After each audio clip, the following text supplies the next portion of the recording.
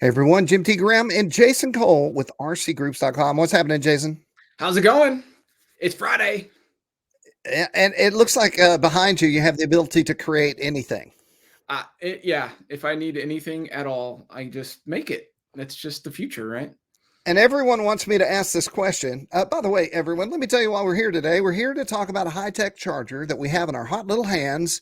Cue the charger in the screenshot. Ding! Wah. Nice. Hitec has come out with a bunch of new chargers for the year. And so they sent us one, and Jason has his hands on one. Now, first, I'm going to click on Hitec's homepage, and you'll see the RDX 2, 8. Well, it's the 200, 800, and the dagnabbit. Let me click on this again just to get it right. Well, I think you can. Yes, we'll do this. RDX4, the 800, and the 200. And what we have is the RDX4, which I will go to the chargers. Now you're going to learn how to navigate their site and click here. And now we're going to check out all their chargers that they have. I've had the same Hitec charger for a long time. It's never let me down. But today we're going to talk about this charger. And we're going to cut over to Jason. Yo, here it is. Yeah. And it's my favorite charger of the new batch, primarily because of the name. RDX4. It just sounds cool, right? But is this an R2D2 type of thing that you find cool? What is it about the name? I don't know. RDX4. It just flows well. Sounds good coming out of your mouth. I love it. But yeah, I mean, it's a really nice charger. It's like $230, I think, retail. But you get a lot for that, and I think it's definitely worth it.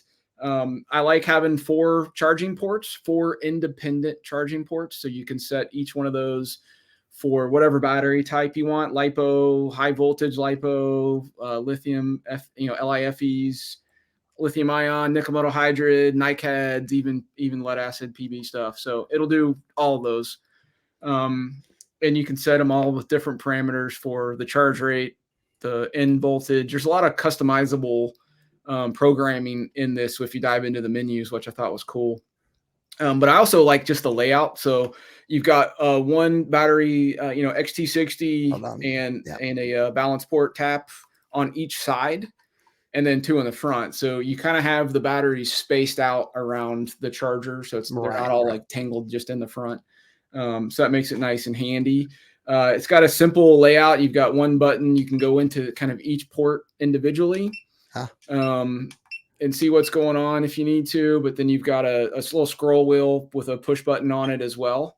And then if you plug a battery in, I'll just plug in a little one here. You don't need any adapters or anything. You can set up, parallel boards if you want, but you could just plug it right in. And so let me go into B here, and it's got a nice display, kind of shows you with an infographic what the charge level is. You get the battery voltage, you get the individual cell voltage. And then, as you're charging, it'll give you more info as well. But I like that button right there, just sliding over once with the scroll wheel. There's no information right now until I start charging, but this will give you the kind of the resistance of each cell. So that's one thing that I use quite often to see whether a battery's in good shape or not. Not necessarily worried about what the numbers are specifically, but if this is like, cell number 1 is 10 and cell number 3 is 10 and cell number 2 is like 50, that tells me that middle cell has a much higher internal resistance than the others. And so that cell is going to underperform and the whole pack is going to suffer because of that. So it might be time to start retiring that battery or use it for just setup or other things.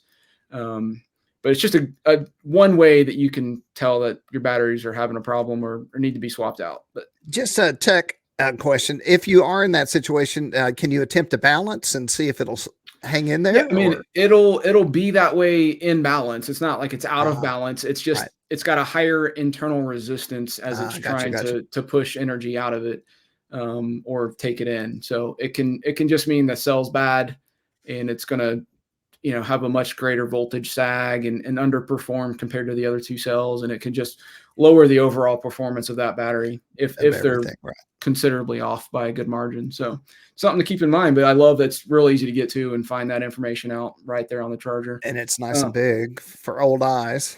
Oh yeah, and you can turn the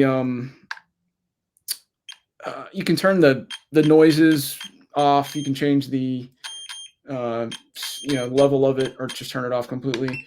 But if I want to go here and charge, let me get to it.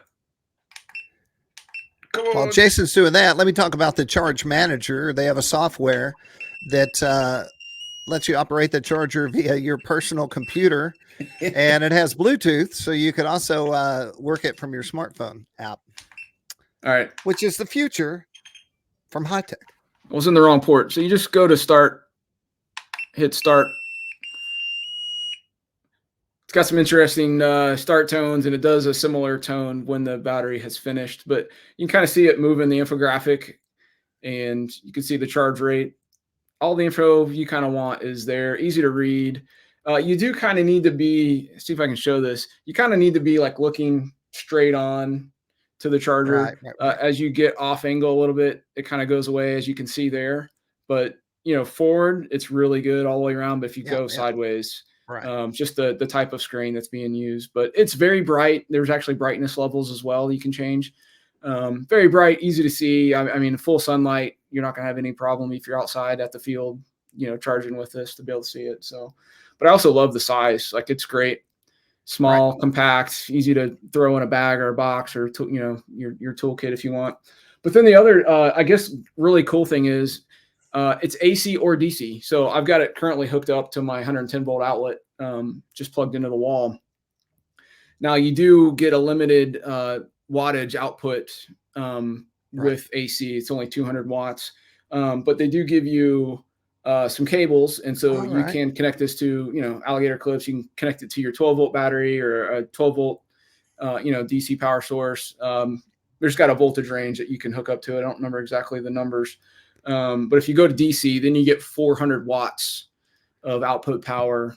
You can spread out through the different ports, and up to 10 amps depending on how that wattage level works out. But so you can charge some decent sized batteries with this, but I think the key with this one is not necessarily the full power output, but just the 4 ports. So you can charge 4 at the same time. If you got some 2200s, you can do them all at full rate and get them going quickly if you want to get back out and flying in a hurry. The cool part is my system lives in a toolbox, and so I have one drawer with freshly cooked batteries and one drawer with depleted batteries. And the unit that I have, which is a Hitec, it takes up the whole top deck. But with this guy, it's the same amount of batteries I could charge, and I could run 2 and maybe even 3 of those things in there if I had the outlets to push it. Yeah. And I have, obviously this one's going back to Joe for the review, but I would take it in a heartbeat. Like, I have so many chargers, you can't get enough of them. They're just like little trinkets. Like, give me the gadgets, they're fun to play with and use. And I don't know. I feel like you can't have too much. Like, you could always have more chargers in your bench. Awesome. Well, let's do this. We'll jump back over to the site. So on the site, you can see all the tech specs, all the features, and download the product manual, which I do almost all the time. You'll not believe how many I think I want to buy something, and the product manuals usually when I head over to look at first. You can also look at all the ports and all the things. And of course, it's all located at hitecrcd.com. Jason and I want to thank the folks at Hitec, not just for supporting RCGroups, Flying Giants, and HeliFreak, but also for creating products for the hobby for so many years now, 50 years as of 2023. So 51 years this year. And everybody's super cool over there. Jason?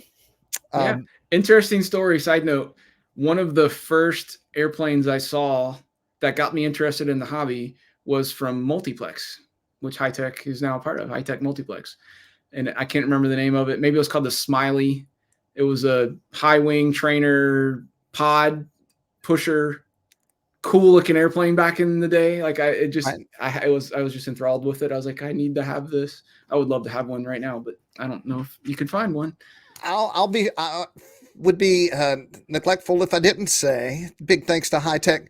They helped sponsor the t-shirts last year at Joe Nall. And I have some video interviews with Hitec that are in the podcast. So if you go back to the podcast homepage, the RC News from RCGroups podcast page, you will see interviews not only that I did with Hitec, but also Hitec interviews with some of their team pilots and some other very cool stuff from Hitec. So be sure and check them out and support them because they support us and the hobby. And big thanks. Jason, thank you for taking time to look at a charger that you knew you weren't going to be able to keep because we're sending it back to Mean Joe Vermillion, but we sure appreciate it. Yeah, it's all fun, man. Appreciate you guys watching and listening. All right. See ya.